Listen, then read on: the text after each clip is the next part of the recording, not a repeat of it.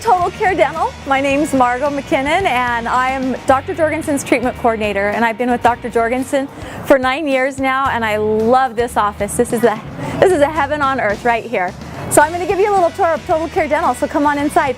Some of the things here at Total Care Dental that we think that are a little extraordinary and unique is that we try to make this an environment that everybody loves to be at. Dr. Jorgensen has done a couple of great things. A couple of things that we have here that just show how great Dr. Jorgensen has done is Best of State. We are so proud of her and this accomplishment, and think it's something great to show that we really do a good job, and we really do take what we do seriously here. The thing that we do is that we're part of the community.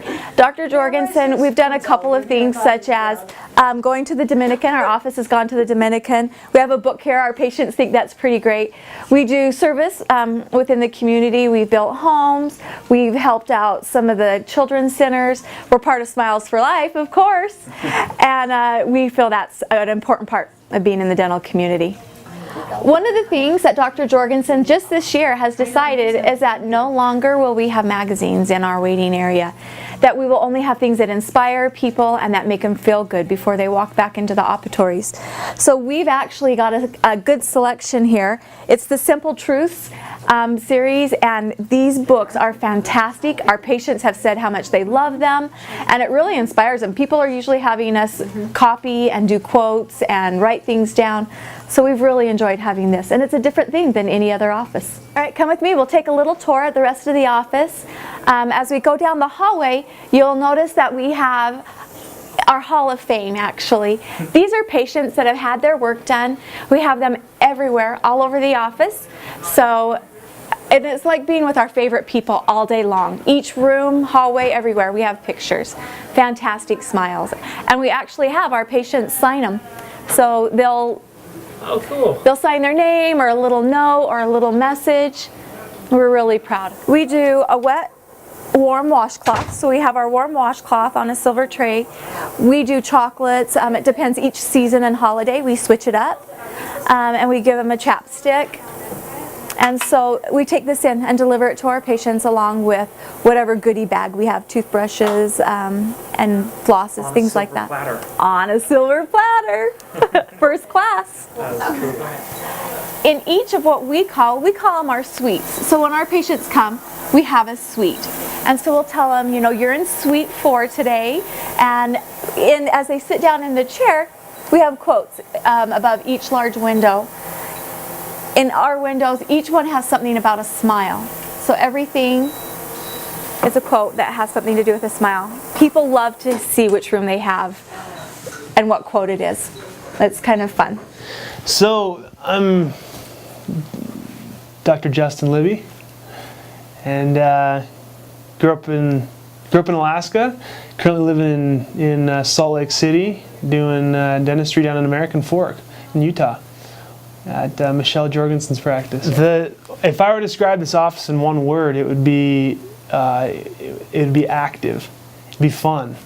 It was the first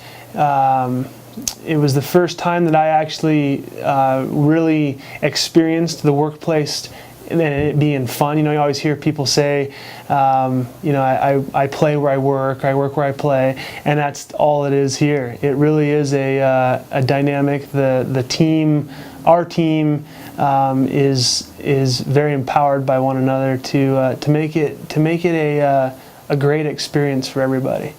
Cool. Tell me about what you guys do for the team meetings or team trainings, or what do you do? Okay. Our meetings are awesome. Okay, so how often? What do you guys do? Once a week, we have a team meeting for an hour and a half, and we celebrate the good things that are going on in the office, express our gratitude for each other, and we each report our numbers. We're each given a responsibility of tracking, and so we track and then we report that, and then we monitor how well we're doing and see what changes we need to make. Another thing that we do is we read books together. We talk about things that are not only applicable to work, but to life too. So it kind of we get fully well-rounded in our meetings. We have so many different things that push us to be better, and it helps us personally, but then we're able to carry that throughout the office, throughout the day. So then we're all happy. We're all able to, inspire our patients too. So that's exciting for me. Well, and Michelle and Dr. Libby always have uplifting, like you were saying, they always have uplifting thoughts, books. Dr. Libby usually starts our meeting out with an email or poem or something that he has gathered in his travels in his life, and he shares that with us to kind of start out our meeting on a high, to kind of encourage us, but also they, believe and trust in us. We've actually started some of our movies with podcasts from Spouse for Life. So we will take a speaker and take a small part of what they're trying to emphasize on the meeting and learn to grow for that meeting. Another thing that I like too is that we all need to improve. We all have areas that we need to grow, and the way that they talk about it is in a way that like pumps us up. Like we know, dang, we need to do that better or whatever, but they're able to like pump us up in a way that's not nice and discouraging. positive. That it's not like it's not discouraging that we're not beating ourselves up all day long. So I love that they do that because it just empowers us to be better. Cool. And they focus on our positives and not they'll say we could improve in this, but this is what you're doing that's so amazing, and really letting us know that the job we're doing is good, but in a nice way helping us grow and become better at what we do. And they're so good about like family first. We love this here, but when we're happy at home, we're happy here, and they are such, they so good at inspiring us at home as well as here. Cool. For sure. Definitely. Yeah, if we're good at home, we're good at work. Yeah. Dr. Jorgensen actually made a funny comment today. She goes, well, when you teach kids and empower kids to speak for themselves, then you have to actually listen to them. And so she has empowered all of us, and her and Dr. Louie both have just empowered us to be able to have a voice, to be able to give our opinion, and if it's wrong, then, it's okay, and she helps us. But not be scared. Yeah, not be afraid of empowering ourselves. And so. I'm Dr. Michelle Jorgensen from Total Care Dental in American Fork, Utah. And tell me what it's like in this office. Like, what culture do you try to create here for your team and your patients? This is a fun place to be. It's fun for our team, it's fun for our patients, and really we found that dentistry is not the funnest thing to do. People don't necessarily look forward to it. So if we can make being here fun, then what we do here is okay. So we just have fun with our patients all day long. We're joking with them, we're crying with them, we're whatever it takes just to really connect with them on an emotional level. And we've made it okay to do that. So the team knows it's okay to sit in there for an hour and cry with somebody if they want to, or to sit in there and laugh and joke and just have a great time for an hour if they need to. If that's what the patient needs, that's what we're going to do, because we want this to be a place that they look forward to coming to. Nice. And how do you, what do you do to teach that system or that culture? Like, what do you do for your team to teach them that? The way you establish a culture like that, first of all, is finding people who are like that anyway. I don't think you can take somebody that isn't fun or that isn't emotionally connecting with people outside of a dental office and teach them to do it inside of a dental office. I think you really have to have somebody that already is able to connect with people and listen with them and be empathetic and all those kinds of things. And so we've worked real hard over the years to find those kinds of people. So we don't find people who are necessarily really experienced at dentistry or what they've done in dentistry. I sit across from them at a table and I ask them lots of questions, and I see, can they talk back, can they listen, can they respond, can they be empathetic? Those are the things that we look for, and then I encourage it. Just today one of our team members was giving one of our doctors some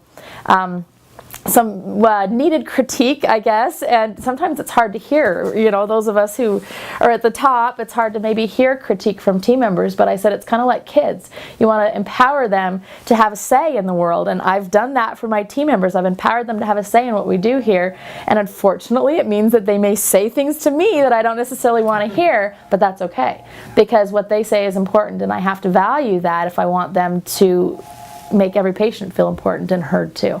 We all are heard and important here. What do you guys do as a doctor to do that, to let's say empower your team?